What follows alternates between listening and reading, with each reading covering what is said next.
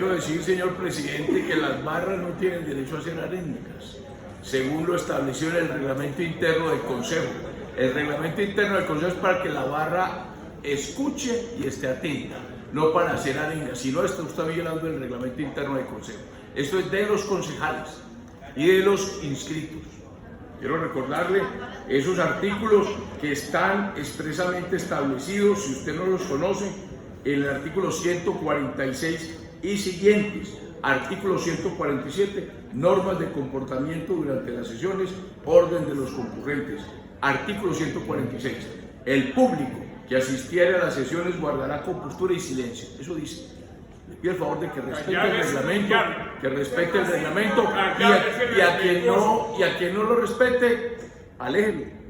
Callar al pueblo es irrespeto. Aléjelo, porque este no Por es favor, éxito. la comunidad, hacer silencio y habla tener su momento para intervenir y todo acorde al reglamento. Listo, muchas gracias. Adelante, consular. Vuelvo a comenzar entonces porque he sido interrumpido.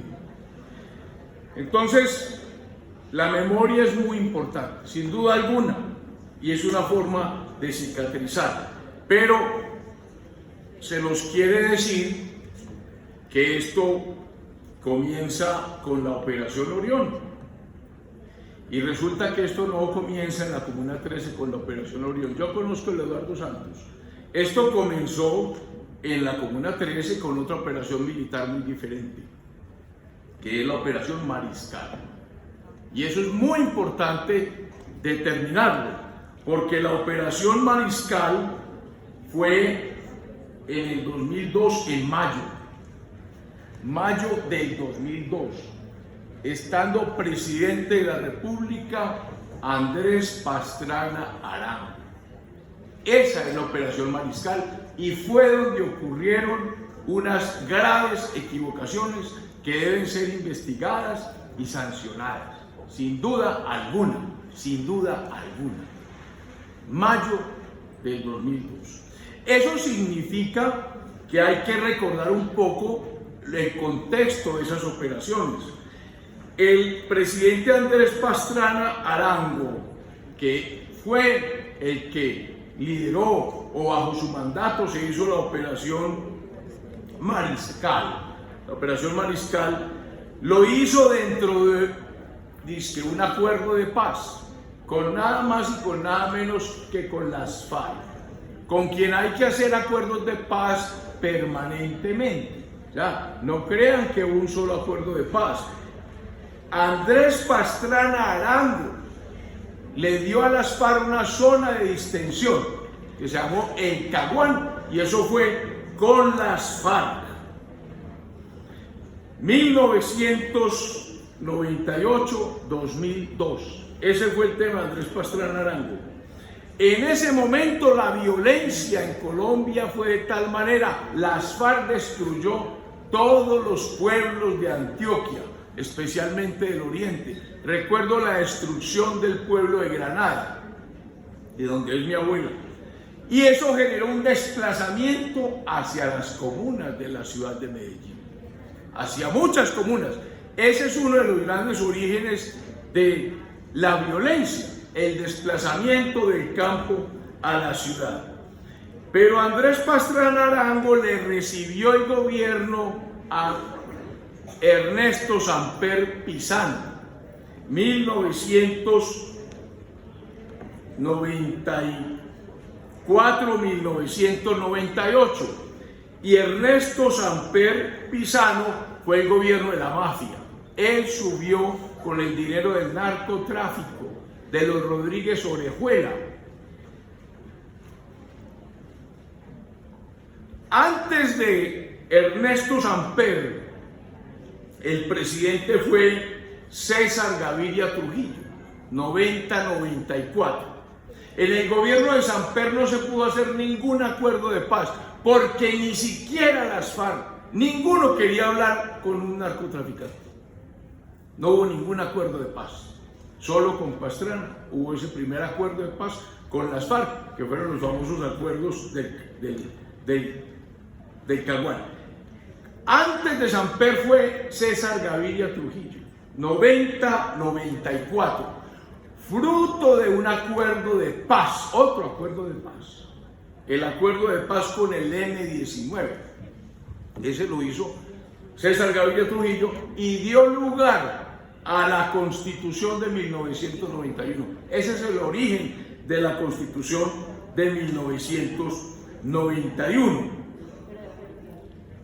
En esa época de Gaviria fue la peor época de violencia política en la ciudad de Medellín, donde las comunas se llenaron de pistoleros, porque también le tocó a Gaviria hacer la paz con el narcotraficante más tenebroso de la historia del mundo y tal vez de la ciudad, Pablo Escobar.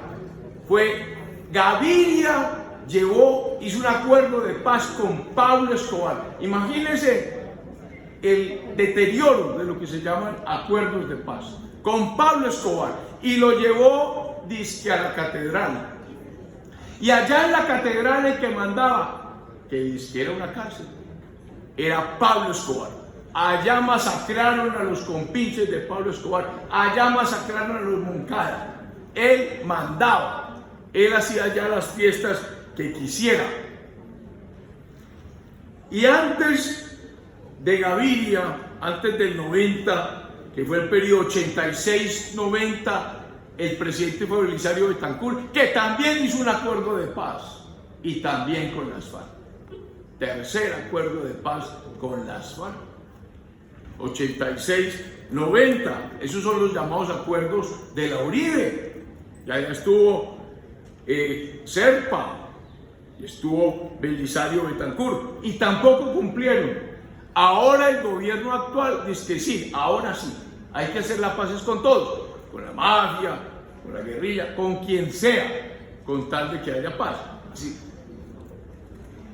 Y resulta que Belisario Betancur, también hay unos antecedentes de eso, y quería permitirme leer esta partecita de un libro que se llama La violencia en Colombia, estudio de un proceso social, escrito por Monseñor Germán Guzmán, por Orlando Fals Borda, por Eduardo Umaña Luna. Dice: diversos esfuerzos se han hecho para analizar fría y objetivamente el fenómeno de la violencia en Colombia, destacándose en primer lugar la Comisión Investigadora de las Causas Actuales de la Violencia, que en 1958 nombró la Junta Militar de Gobierno con el encargo de visitar las zonas afectadas, constatar los problemas y necesidades de las gentes e informar al gobierno para establecer las bases de una nueva y más racional acción oficial. La comisión estuvo integrada por los doctores Otto Morales Benítez, Absalón Fernández de Soto, Augusto Ramírez Moreno, los generales Ernesto Caicedo López y Hernando Mora Angueira, y los sacerdotes Fabio Martínez y Germán Guzmán, quienes por espacio de 8 meses viajaron por casi todo el país, reuniendo materiales y evidencias. Gran parte de este material ha servido como fuente para el presente estudio. Como acto positivo inmediato, el gobierno organizó la Oficina Nacional de Rehabilitación, colocada luego bajo la dirección del doctor José Gómez Pinzón, entidad que por casi 3 años procedió a contener por medios directos e indirectos los estragos de la violencia en los 5 departamentos en que se mantenía el estado de sitio. Cierro comillas. El único estudio sobre la violencia y sobre la verdad no es el que acaba de hacer la comisión esta de paz, y por eso hay que creerle, como dijo el concejal Daniel Duque. No, hay muchos estudios y hay que creerles a todos. Yo le aprendí a un profesor: suma y divida, lea todo y tenga su propio criterio. Hay muchos estudios sobre la violencia en Colombia, porque lamentablemente Colombia tiene una enfermedad genética que se llama violencia, pero genética desde la guerra de los 1000 días. Hice otro libro de James Henderson que se llama Cuando Colombia se desangró, comillas. Las elecciones nacionales que ofrecían una prueba de la fuerte tradición civilista del país eran también un látigo que caía sobre el cuerpo político. Con notoria irregularidad dichas elecciones, algunas veces 3 en un año, como en 1913, mantenían abiertas las heridas causadas por la violencia política.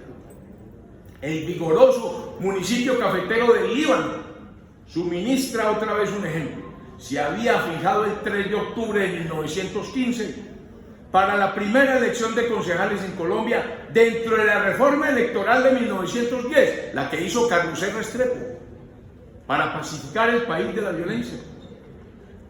Los liberales del Líbano, orgullosos de su pueblo y de su reputación como el más próspero en el norte del departamento, estaban ansiosos de demostrar, ganando la mayoría en el Consejo, que eran igualmente un bastión del liberalismo.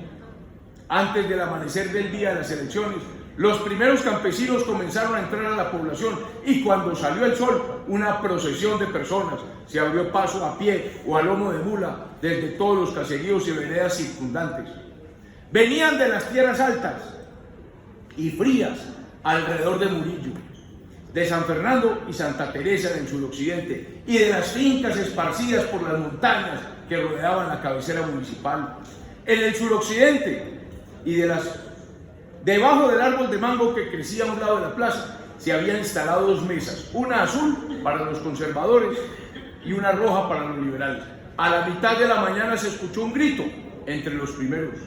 El general Sandoval estaba entrando con cientos de sus partidarios, algunos de los cuales portaban banderas azules que danzaban con la brisa de esa clara mañana de montaña. Le pido 5 minutos más, presidente, como le ha dado a todos. Un poco más tarde llegó el general Echeverri, con cientos de liberales provenientes de Convenio y San Fernando. Muchos traían escarapelas rojas y desplegaban estandartes colorados. Se formaron filas delante de las mesas de votación y todos los que eran elegibles, junto con otros que no lo eran, votaron.